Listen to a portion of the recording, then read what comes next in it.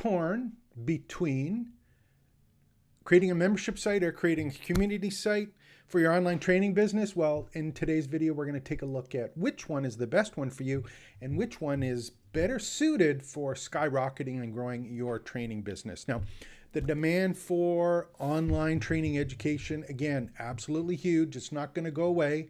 It's growing exponentially, and especially with all the AI tools and things making available. But the entrepreneurs, the solopreneurs, the people who want to share what it is they know and do, provide transformation for people and teach people new skills, you got to pick one of those different models. So let's take a look at why this is so important. And the flexibility that you decide on or using this is going to play a big difference in which one is best for you. So I want to just take a look at what's going on here. And I think probably the best part is to look and say, okay, what is it that I have? What is it that I have in actual problems? Like, what are the questions that most people have when they're thinking about, I've got a training site, I want to sell an on-course. What are the questions that usually come up, or what are the things that you focus on? So the first one is, most people think when they're getting started with this, they go, well, how do I get recurring income? How do I get a monthly subscription? Or how do I earn some money from what I know, doing something once and being able to earn some money continually from it? So that's kind of the first thing. And you're going, okay, well, I have to have a membership site. And then they try and think about, well, what is a membership site? How does it work? Why would I want to start a membership site? And why would I want to avoid one? Now, if you do have a membership site, the next thing that happens is you go, well, how do I keep the people? What do I have to do to have the people show up on a regular basis? And if I'm going to charge a monthly subscription, how do I, in fact, keep people paying over time? And then you're going, okay, I haven't had a membership site before. I'm trying to figure this out. What kind of technology stuff do I need? Do I need software to use it? How do I use the software? More importantly, I'm going to do some courses. I'm struggling enough trying to figure out what are the different things I need for cameras and microphones and all those things to kind of figure out the lights and get that stuff all to work. And then once you're going, okay, I have a membership site, I got my online courses, the next thing that usually comes up is people go, well, does it mean that I'm the only one in the membership? Is everyone waiting or coming to see me in the membership site? Or how do I get people involved other than myself so I can either remove myself from the membership site, or more importantly, take a little break or be able to take a break from being there and always the center of attention and the focus of it.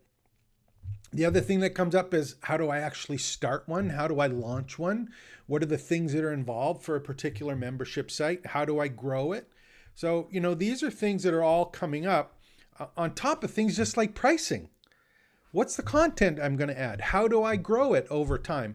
And with all of those common problems, there's a whole bunch of additional things that kind of show up with those questions. And the big one is, how do I decide on the right platform? And again, I've always talked about this. There's kind of two schools of thought when you're looking at these platforms. You can either have your own house or you can rent an apartment. So if you're going to have your own house, you're going to be the person in charge of the hosting, the software, all of the pieces that create your membership site or your community site. That's when you own your own property and your own data. On the other hand, you may say, well, you know what? I'm not ready for home ownership, or home ownership is too much for me.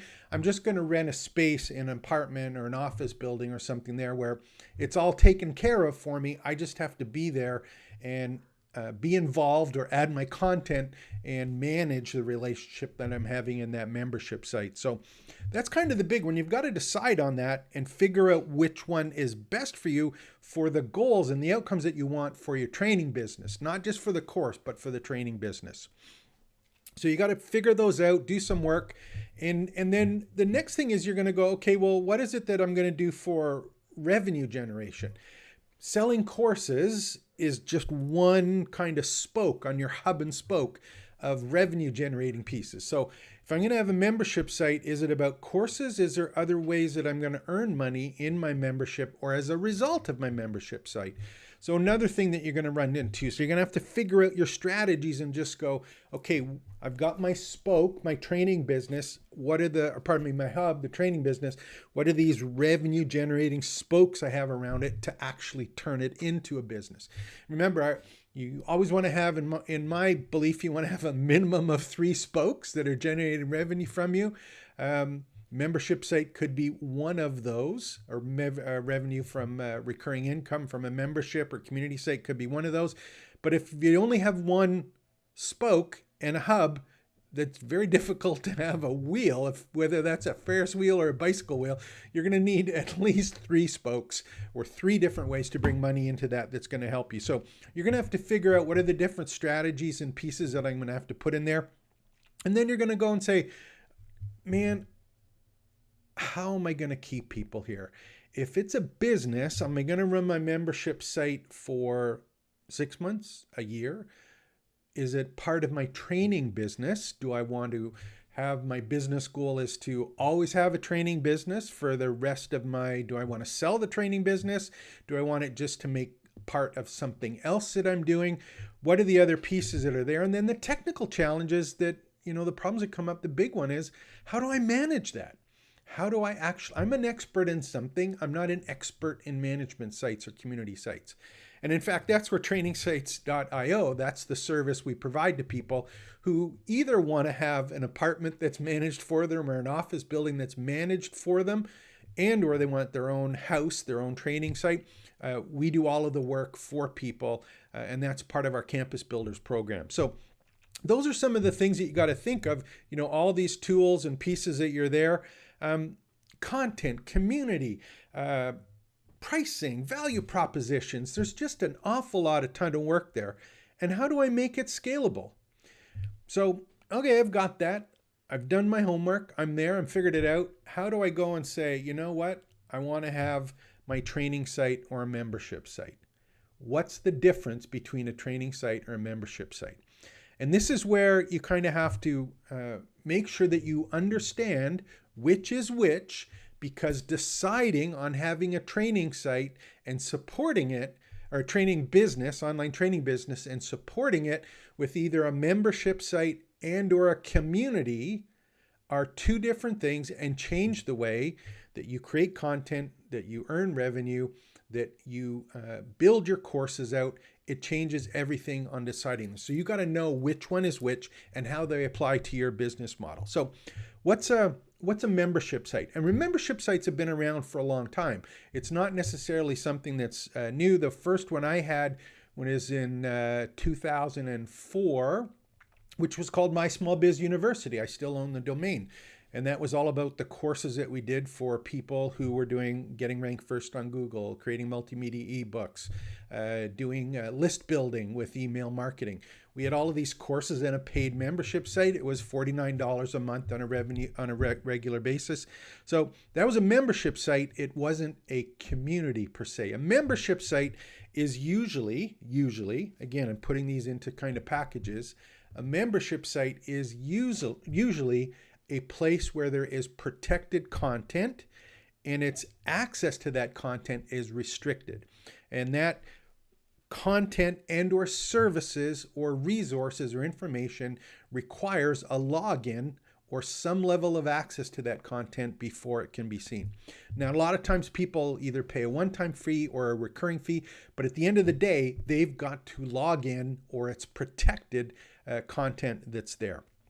So courses, ebooks, webinars, live material, that's a lot of stuff that can be in a membership site. There's all sorts of things that are there, and a lot of people start off with that or use that or are still using that and to get their recurring revenue. You can still have online courses in there as well.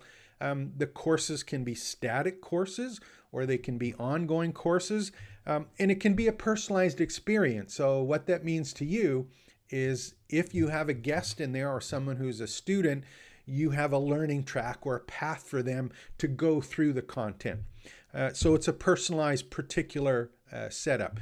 All sorts of training programs are in there, things that you see on a regular basis. Premium content libraries, doesn't have to be courses, can be things like downloads, checklists, PDFs, recordings, all sorts of things are in there. And the part that also is included is some discussion, where you have discussion forums, boards, maybe live chats. I was talking a little bit about those particular live events. And the thing that's interesting with those particular ones is when you get into additional pieces, it becomes a community site. So a community site is the focus on user-generated content, not only your own personal content. And the tools or the actual platform that you create is more about engaging the users that are members. If you look at a membership site, the focus is on giving access people to content. If you look at a community site, the focus is on creating engagement and content that is created by the community. A lot of things that happen with a membership site when you're starting off is you go, oh man, I got a membership site, but it's monthly payment. What did I add in content? Did I add a course? Did I do some live training? Did I do some live coaching? Did I provide some downloads? Did I do some interviews? The focus is on content. When you get to community, you can still do those things, but if you provide the platform that allows for people to upload content, to have discussions on a regular basis, to create their own groups within your platform covering a particular topic, becoming an expert in particular areas, and moderating the discussion amongst other users, it's taken away from you as the membership site owner, and it belongs to the community, which is the entire group of people. Now, user-generated content, event, and activities on a regular basis is kind of the next big step, because what that does for you is, again, it removes you from that whole piece of putting things together. It also gives people the opportunity to network with each other. So if you find groups or people who have a membership profile or that can talk to each other, not just to you and ask questions of you as the expert, but if you have it where they can network with each other, you're going to find that the value is not only in the content, it's the connections that they make. And these are the things we find on traditional social media platforms like LinkedIn and Facebook, where there are groups or there are particular profiles or directories where you can find out what's going on with these other people. Support, feedback, alumni, people who have finished programs and are certified as instructors, for example, can also be involved in that. So these are the kind of things that are important. How does this all fit in, and which is the best one to use? And that's kind of a really important part, because when you're thinking of all of that, when you're trying to put this all together and decide which one is the best one for you, you've got to make sure that you're kind of playing around with this and you're going, okay, I got it. I got the one which is best for me. Where is my focus going to be? Is it going to be on user-generated content and the other people being involved, or is it going to be involved more on me generating content over time? And how does this apply to your business and your training site? It's been my experience that if you are going to focus on a membership site as your platform, you, for the most part, are going to be the focus of the membership site, and it'll be hard to remove yourself from. This dramatically changes your training business, because you are now a membership site owner, not a training business owner. If you decide to use a community platform, you're in a position where user-generated content and the interactions between the members is the focus, not necessarily the content that you create or that you add or that questions that you answer within that protected area. And where's the best place for all of this? Moving forward with all of this stuff that's happening with all of the different AI tools and the courses and things that are coming out, the real thing that you want to, I think, focus on is, I've got this interaction, I've got this engagement, it's a training site, and it's about your ability to pick the right platform or program for the long-term growth. As I talked in another video, you're going to be in a position, I think, next year or the end of this year, 2024, you're going to be in a bit of a conundrum if you've only got a membership site, because the amount of courses or content that has value and it's protected by a username and password, for example, that's not going to be enough to build a training business. You're going to have to focus on building the community. And not only the community, the part that I talked about earlier is that blended platform where you can do live training, ongoing training, user-generated content, that whole complete training opportunity where you're able to teach what it is, the skill that you actually know or don't know or want to know or be involved in terms of a category or kind of topic, or the transformation that you are promising with that particular program that you have, and you're delivering it in your training business that has a community. So pick the one that you want. Focus on the long term, in my opinion, and I think you're going to be a far better position if you look at how do I pick a platform for my training site, how do I add my online courses and content there, and how do I get people engaged and involved to generate content. If you want to find out more about this, make sure to like and subscribe, of course. Put in the comments below if you don't think I'm right. If you've had some other experiences with maybe trying or trouble to create a community, there's all sorts of other questions and answers that are available there. And I want to take the time to help out wherever I can. So book a strategy session at trainingsites.io.